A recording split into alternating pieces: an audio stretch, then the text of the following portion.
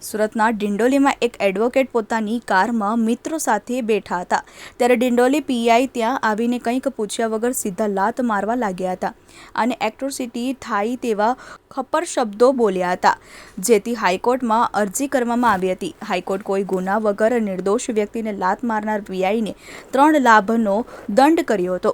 Court એવી પણ ટકોર કરી હતી કે ખોટી રીતે લોકોને એક લાત મારવી કેટલી મોંઘી છે તે પીઆઈને આજીવન યાદ રહેવી જોઈએ। ભવિષ્યમાં પણ તેને કોઈ માણસ પર હાથ કે પગ ઉપાડતા લાતના દંડ યાદ રહેશે।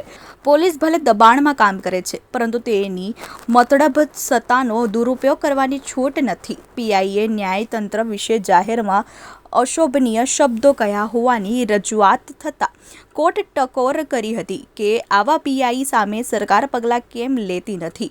જસ્ટિસ નિર્ઝર દેસાઈએ ચાલુ સુનાવણી દરમિયાન ઉચ્ચ પોલીસ અધિકારી પાસેથી 11 લોકો સામે શું પગલાં લેશો તેની સૂચના મંગાવી હતી। ફરિયાદીએ એડવોકેટ વાઇકોર્ટમાં બનાવની રાત્રે ઘટના સ્થળના ફૂટેજ બતાવ્યા હતા, જે જોઈને હાઈકોર્ટ પીઆઈનો ઉઘડો લેતા એવી ટકોર કરી હતી કે તમે હીરો બનીને ફરો છો એટલે શું ગમે તે વ્યક્તિને કોઈ ગુના વગર મારવાના, એ પણ પૂછ્યા વગર કોઈને લાત કેવી રીતે મારી શકાય। જો પોલીસના આવા કોઈ દબાણને અત્યારે રોકવામાં નહીં આવે તો કાલે પોલીસ અને મને પણ કારણ વગર લાત મારી શકે છે। કોઈ સાચો આરોપી હોય તો પણ તેને પૂછ્યા વગર લાત મારી શકાય નહીં।